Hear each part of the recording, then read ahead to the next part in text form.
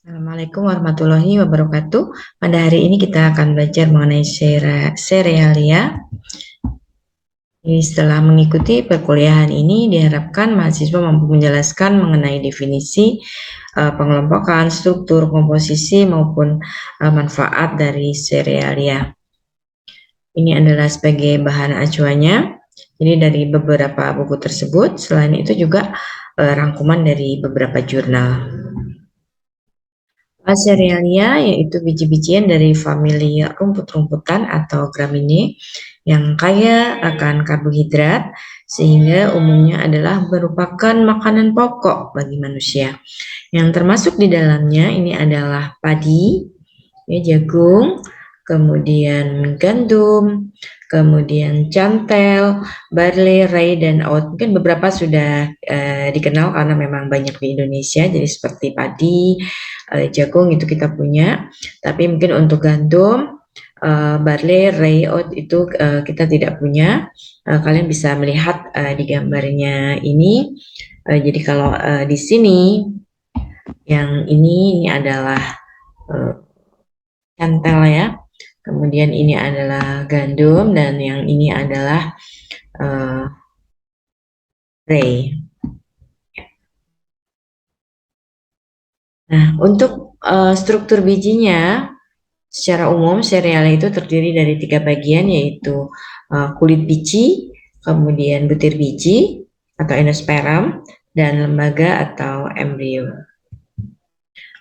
Kita lihat bersama-sama untuk struktur biji jagung ya. Jadi di sini yang paling luar ini adalah seed coat ya atau perikardnya atau kulit luarnya. Kalau pada jagung itu merupakan selaput yang tipis ya. Kemudian untuk endosperm adalah yang ini ya, dan kemudian berikutnya adalah embrio. Nah, kita lihat bersama-sama. Jadi untuk perikard tadi yang untuk jagung ya, di situ merupakan lapisan luar yang tipis yang fungsinya adalah untuk melindungi embrio.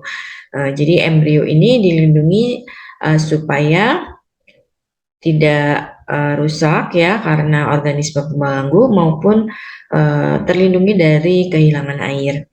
Kemudian yang kedua itu ada endosperm tadi. Jadi endosperm itu adalah merupakan cadangan makanan yang bisa mencapai 75% dari bobot biji dan pada endosperm itu mengandung 90% pati ya. Sementara yang 10%-nya itu adalah protein, mineral, minyak, dan lainnya. Kemudian tadi ada embrio, jadi embrio itu terdiri atas plamuli ya, kemudian akar radikal, skutelum, dan coleoptin. Oke, ini adalah struktur biji gandum, jadi kalau kita lihat itu tidak berbeda jauh ya strukturnya dari jagung tadi, jadi bagian luarnya ini ada perikardnya ya, kemudian ada endospermnya, dan yang di sini itu adalah embrio. Oke, berikut adalah tabel mengenai sifat fisik serealia. Ya, jadi dari tabel ini nanti kita bisa memperkirakan kira-kira sifat fisiknya bagaimana. Untuk beras itu misalnya kita sudah kenal beras ya, jadi kita bisa membayangkan kalau beras itu seperti itulah ya. Jadi panjangnya sekitar 5-10 mm, lebarnya sekitar 1,5 sampai 5 mm, dan beratnya hanya 7 mg. Nah, kalau gandum ini ternyata dia lebih berat dibandingkan dengan beras, berarti butiran gandum itu akan lebih besar ya. Kemudian untuk jagung itu juga sangat besar, juga sama ya 28,5. Barangkali kalian sudah bisa membayangkan untuk jagung karena kita sering sekali melihat jagung ya. Kemudian untuk sorghum ini panjangnya 3-15 mm dan beratnya itu mencapai 23 mg. Kemudian ada rye, kemudian ada oat, dan kalau kita lihat di sini ternyata yang paling kecil itu adalah beras ya. Kemudian kita lihat bersama-sama untuk komposisi kimia. Jadi serealia ini umumnya adalah merupakan sumber karbohidrat yang utama ya. Sehingga tadi dikatakan bahwa serealia ini umumnya adalah merupakan atau dimanfaatkan itu sebagai makanan pokok ya. Karbohidrat pada serealia ini umumnya adalah terdiri dari pati itu sebagai bagian utama, kemudian bagian lainnya selain pati, karbohidratnya itu berupa pentosan, selulosa atau serat ya, kemudian hemiselulosa dan gula bebas. Ini pada beras pecah kulit, jadi beras pecah kulit itu adalah beras yang kemudian sudah dikupas bagian kulit luarnya atau gabahnya. Nah, di sini mengandung pati itu 80 sampai 90% ya, kemudian pentosan 2 sampai 2,5% dan gula 0,6 sampai 1,1%. Nah, untuk pati itu ada dua macam yaitu amilosa. Amilosa ini terdiri dari sakarida yang ikatan di antara sakarida itu adalah berupa rantai lurus yaitu pada ikatan 1,6 alfa, sedangkan amilopektin ini memiliki rantai yang bercabang ya. Rantai cabangnya itu adalah pada 1,6 alfa.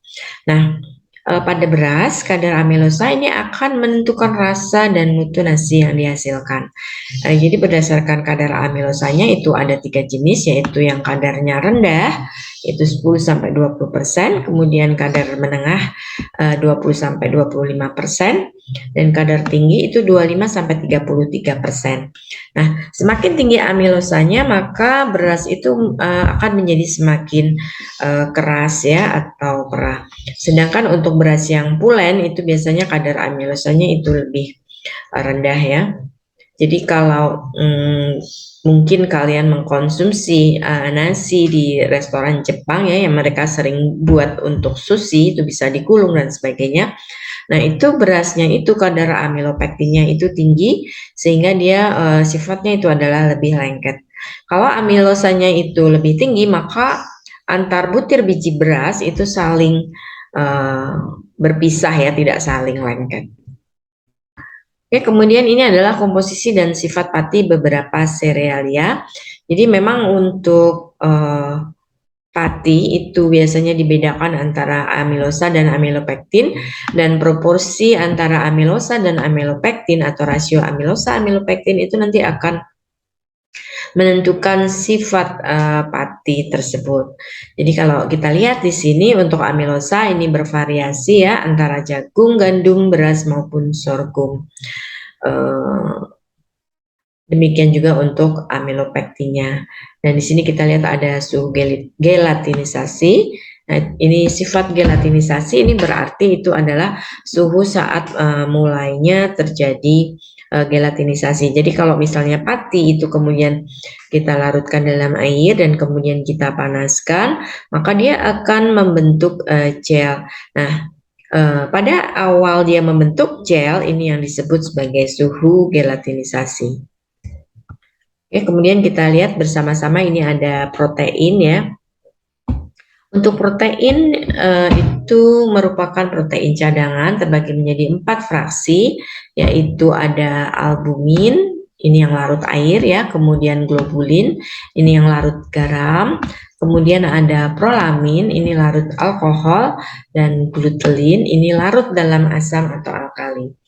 Nah, pada serealia, fraksi utamanya ini terutama itu adalah prolamin, jadi larut dalam alkohol ya, dan globulin yaitu yang larut dalam garam. Nah, pada beras, protein sebagai penyusun terbesar kedua setelah pati itu berkisar antara 6-8%, terdiri dari fraksi albumin, kemudian globulin ya, prolamin, dan glutelin.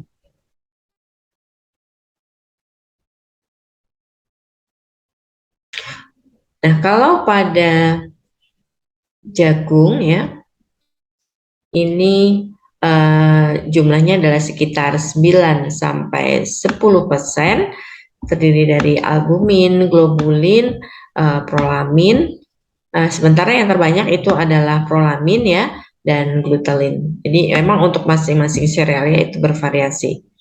Nah, pada sebagian besar jagung itu terutama terdiri dari uh, albumin, globulin itu 3%, nah prolamin dan glutelin itu prolaminnya 60%, glutelinnya itu 34%. Nah, untuk gandum itu ada albumin, kemudian globulin dan gliadin ya, dan glutenin. Fraksi albumin dan globulin itu 25% dari protein gandum, sedangkan yang 75% itu terdiri dari gliadin dan glutenin.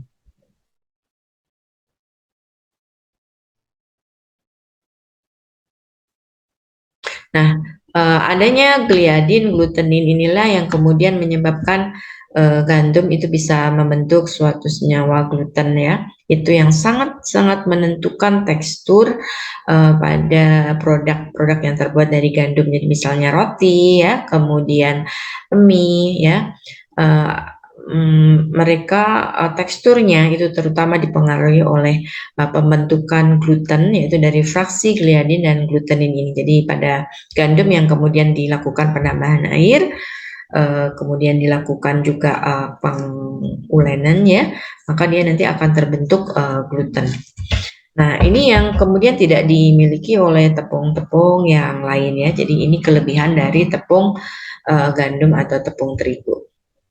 Oke, berikut adalah kandungan asam amino dari beberapa sereal ya.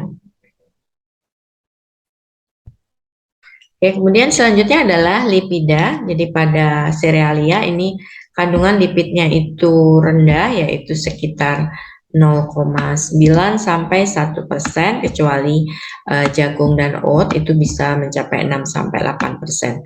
Sehingga kita bisa melihat kalau di supermarket itu ada minyak jagung ya.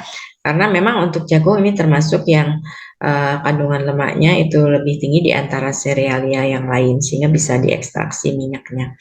Nah, kandungan lipid ini umumnya adalah terdapat pada bagian lembaga dan aleuron.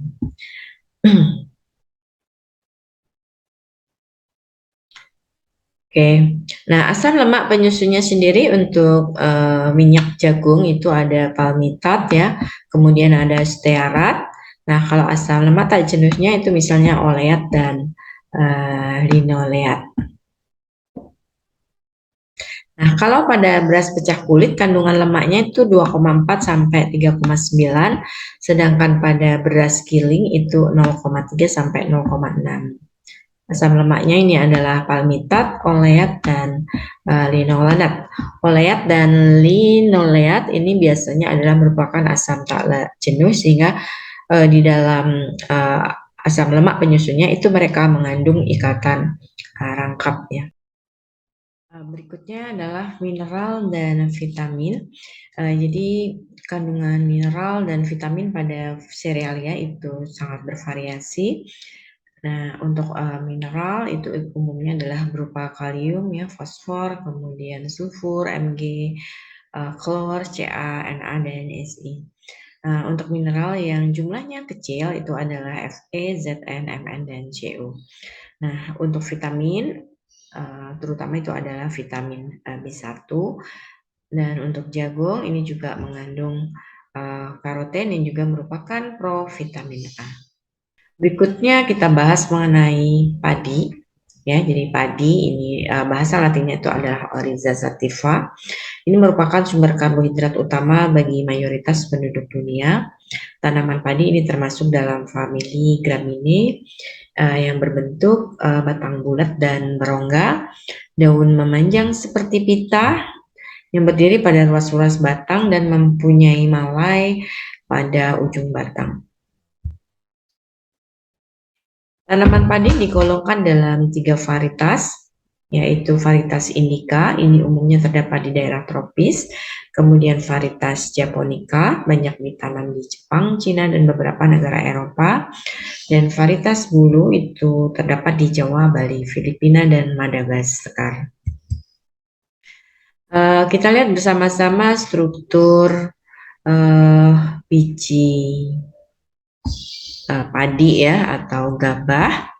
Ya, di sini kita lihat bahwa untuk strukturnya itu terdiri dari endosperm ya, kulit luar dulu, kulit luar, kulit luarnya, kemudian ada endosperm, endosperm ya, ini kulit luarnya, dan atau perikap ya. Nah, kemudian berikutnya ini adalah embrio. Embrio ini terdiri dari glomulus, skutelum maupun radikal.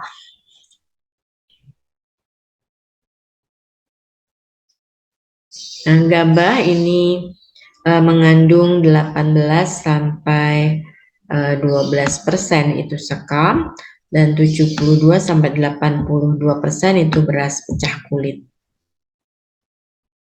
Ya. Beras pecah kulit ini terdiri dari perikard, ya, kemudian ada aleuron, ada testa, ada embrio, dan ada endosperm 89 sampai 94%.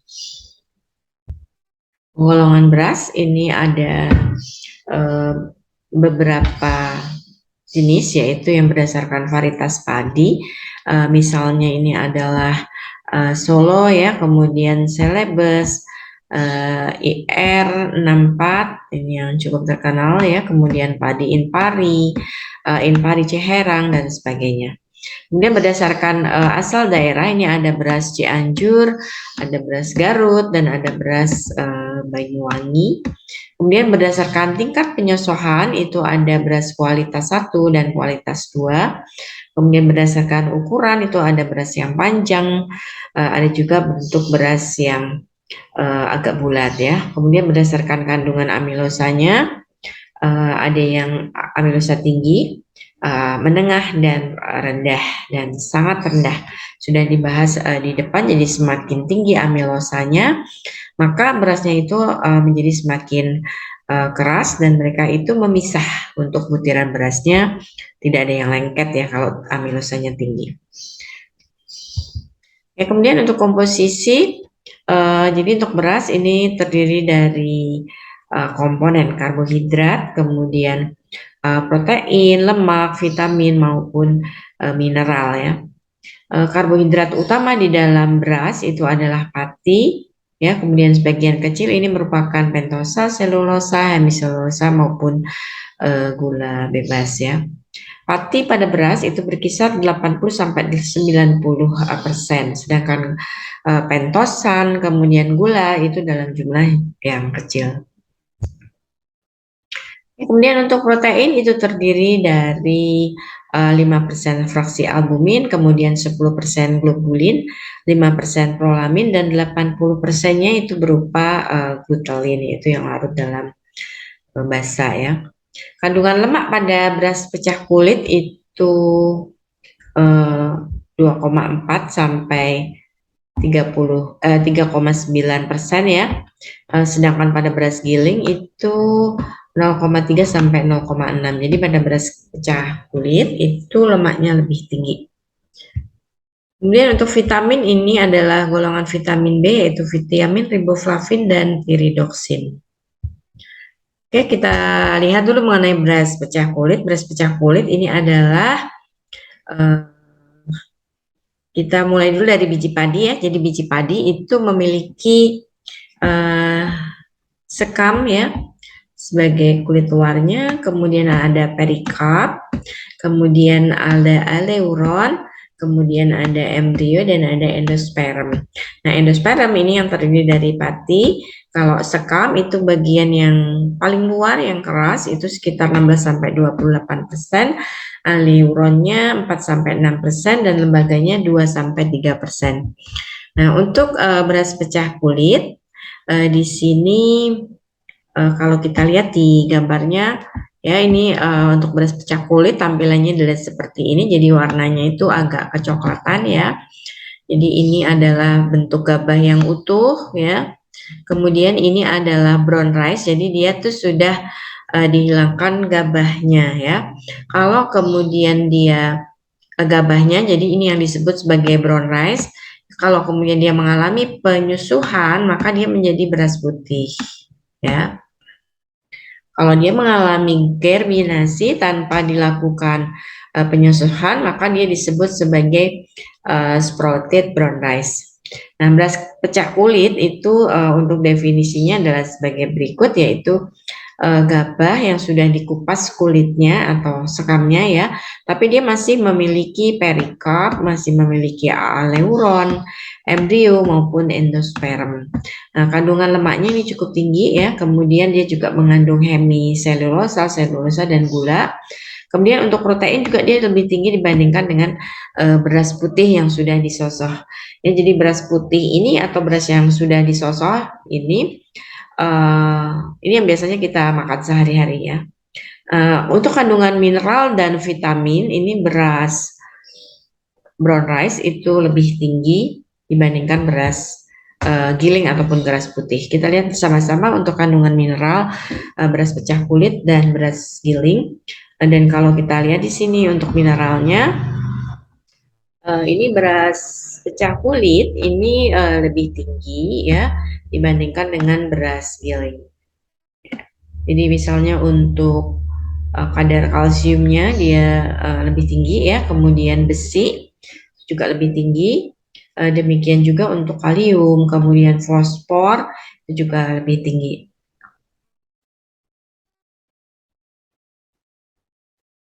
Ya, jadi kalau kita rangkum ya, tadi untuk beras pecah kulit itu dia memang dibandingkan dengan beras giling atau beras yang berwarna putih itu memiliki kandungan gizi yang lebih tinggi. Jadi dia memiliki protein yang lebih tinggi, kemudian vitaminnya dan seratnya itu juga lebih tinggi.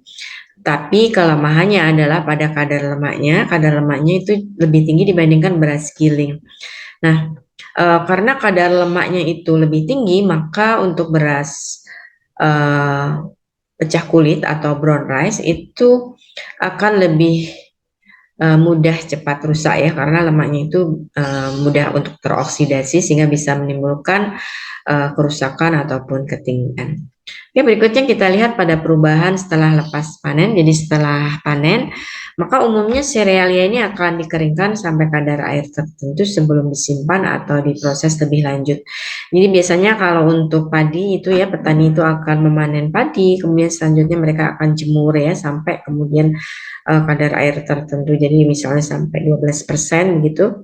Baru setelah itu mereka simpan.